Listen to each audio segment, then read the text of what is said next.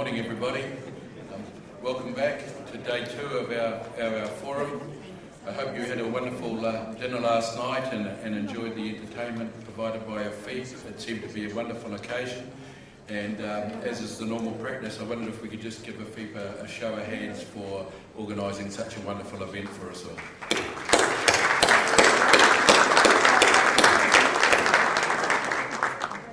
It's now my pleasure to introduce the first session of today, Good Practices in the Use of Technologies. It's also my pleasure to introduce Santiago Leon, the former Minister of Production and former Director-General of the Customs of Ecuador. I now have to put my glasses on to read the next bit. Currently, Santiago is a university professor and independent consultant working in projects for modernisation and economic development.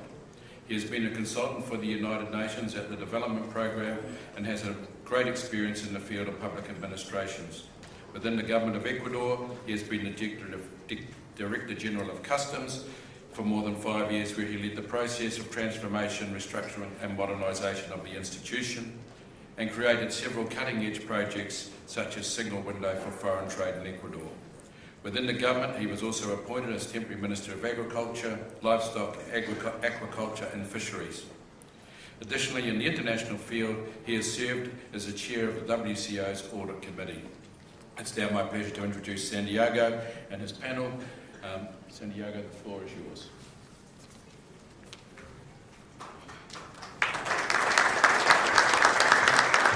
Thank you very much. Muy buenos días, damas y caballeros.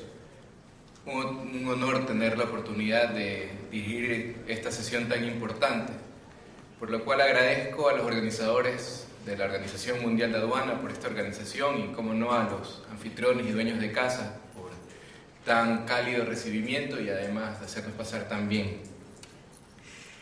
En esta segunda sesión vamos a tratar y vamos a conversar sobre las buenas prácticas en el uso de la tecnología. Este tema realmente es importante, porque si bien es cierto, las inversiones que se hacen en estos equipamientos pueden ser muy importantes, no es menos cierto que muchas veces malas inversiones en estos equipos de tecnología pueden generar un despilfarro de recursos y además frustración, porque no obtenemos esos controles o esas herramientas que suponíamos íbamos a tener y frustración por no lograr los resultados esperados. Así que este foro lo considero fundamental, y para conocer un poco más tenemos 3 panelistas con una gran experiencia y conocimiento en el tema, y creo que vamos a tener un foro bastante productivo. Para empezar, vamos a presentar a nuestra primera presentadora, valga la redundancia, Eleanor Melamed. Ella es directora de segunda línea de defensa de la Agencia Nacional de Seguridad Nuclear del Departamento de Energía de los Estados Unidos. Eleanor es actualmente la directora general adjunto de la Oficina de Protección de Materiales Internacionales y el Programa de Cooperación en la NNSA. Hasta hace poco era la directora de segunda línea del Programa de Defensa en esta oficina, que trabaja con los países socios para reforzar sus capacidades de disuadir, detectar e interceptar el tráfico ilícito de materiales nucleares y radioactivos, especialmente en los cruces fronterizos internacionales.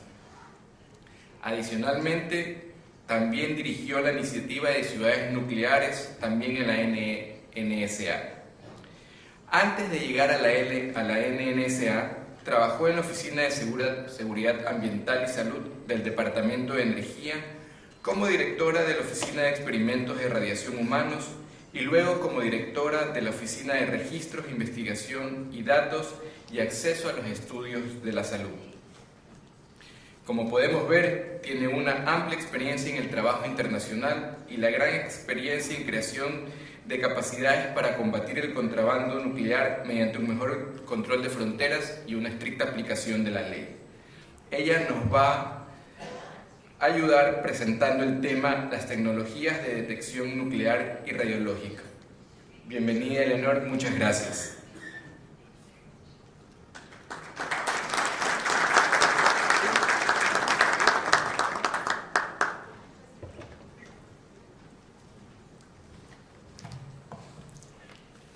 Good morning. Thank you very much for the introduction, and thank you all for coming. Senior tango is a hard act to follow. It's hard to be, I think, the first speaker in the morning.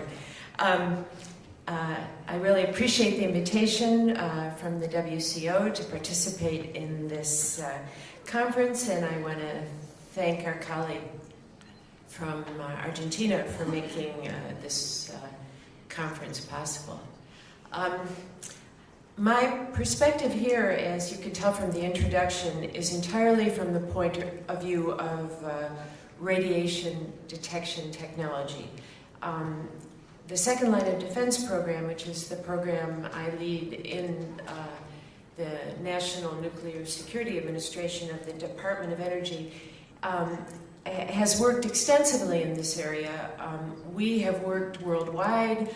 We've worked with 50 partner countries. We've equipped, we've helped partners equip over 500 different types of international crossings with radiation detection equipment, including fixed portals and handheld equipment and mobile equipment and training and sustainability support. And it's from this particular perspective that I'm going to talk to you today about the use of radiation detection technology. I want to say before I jump in that we have many partners in this part of the world, and in fact we worked with our colleagues in Argentina to equip a number of the container terminals in 2 ports in Buenos Aires, and tomorrow I think you're going to have a field trip to see one of those ports, and you'll be able to see the equipment. So what I'm going to talk about this morning is, first of all, from our perspective, the larger context, why this equipment is so important, and the sort of the global situation in which it's meaningful. And then I'll focus a little bit on the specific equipment, and then also on what you need to make this equipment work. Our view is it's not just equipment or technology, it's the people and the processes that you put around the equipment that makes it meaningful and effective. And finally, I'll close with a few words about some of the services and support that our program offers, in case any of you are interested, and if so, you can come speak with my colleague Kelly Bray and myself, and we'll follow up with you. So let me go my first slide. So I just wanted to say a few words about why this equipment matters. I mean, from the perspective of the Second Line of Defense, we equip all types of crossings because the primary reasons is because we are looking for either small amounts of special nuclear material that might be smuggled or even a weapon itself. I mean, to us, the primary purpose of this equipment is a non-proliferation purpose. And the highest consequence event that we're trying to prevent, of course, is that small amounts of material that are, to use the IAEA's term, out of regulatory control, could be aggregated by an unfriendly person or persons into a improvised nuclear device, or a weapon could get out of control, and it could be used against a state or against people. I mean, such an event would have such catastrophic consequences. I mean, I think the world would be totally changed. And this work we're doing, we're not the only ones doing it. It's just a small piece of what's being done, but it's important as one link in the chain to try to prevent this from happening.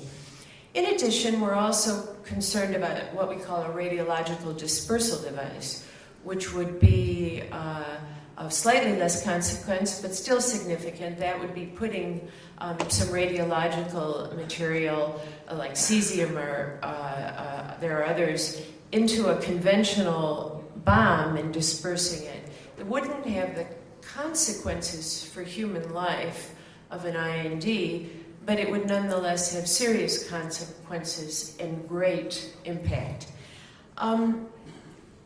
These are the non-proliferation reasons why we do this work.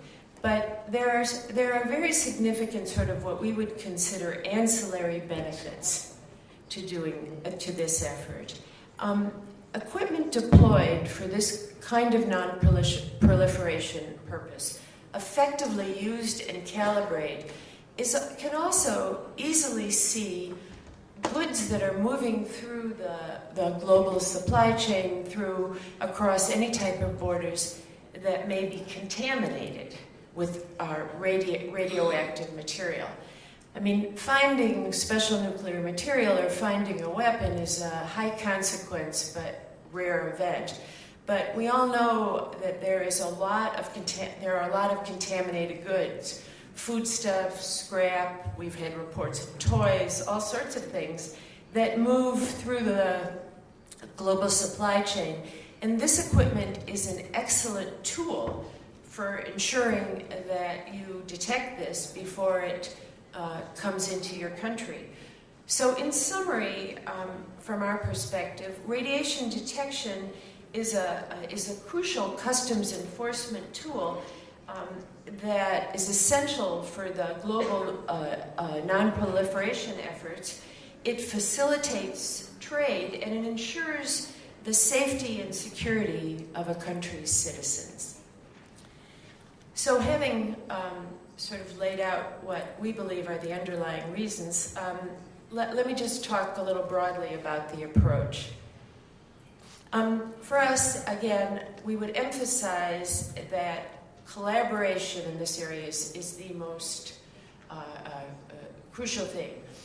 We're very grateful and pleased that the WCO is taking such an active role in promoting radiation detection equipment. We've been working with them. I know other people have as well. Our invitation to this conference to us is an indication of their interest in this topic. And so it's a collaboration that we're very, very pleased to have.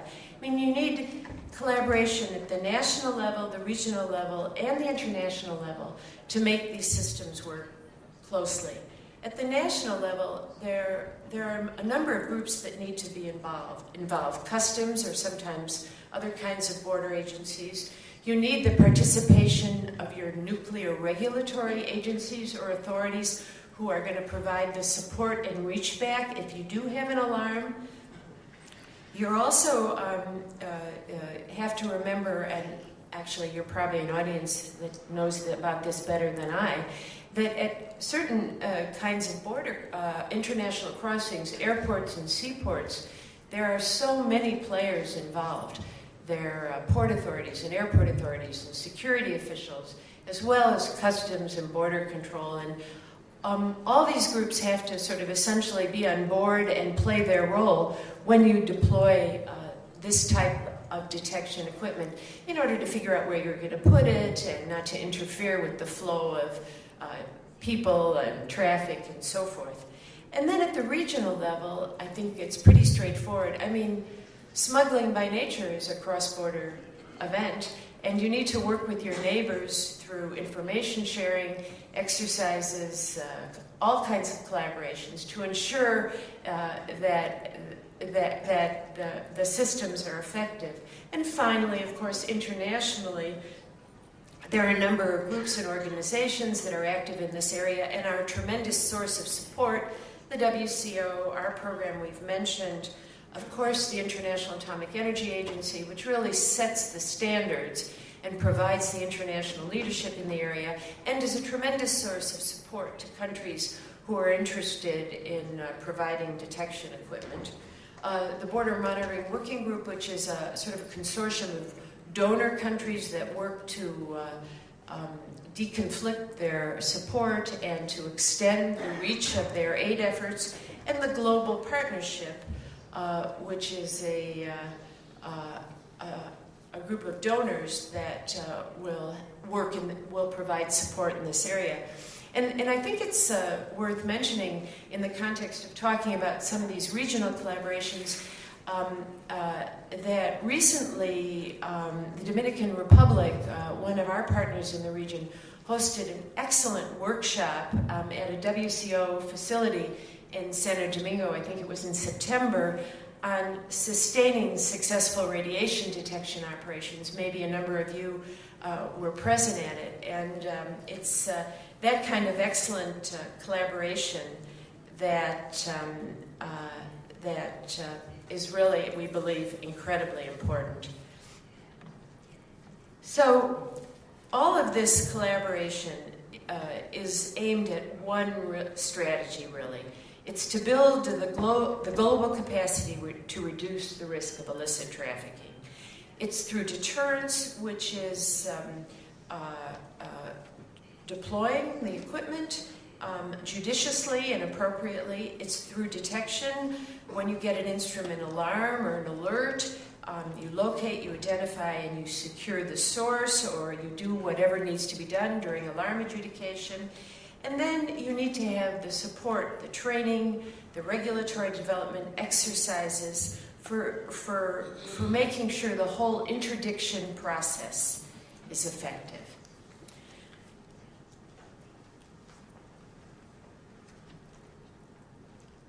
Okay, so having sort of started at the sort of general level, let me come in down lower, so to speak, and talk a little bit about the equipment and the people and the processes that we believe are important for the appropriate use of this technology. First, I want to say that we believe this is a layered, what you're really after is a layered network of detection. You want to cover the different types of crossings, whether they're rail or vehicle or airports, seaports, and you want to get the different type of cargo, pedestrian vehicle, etc.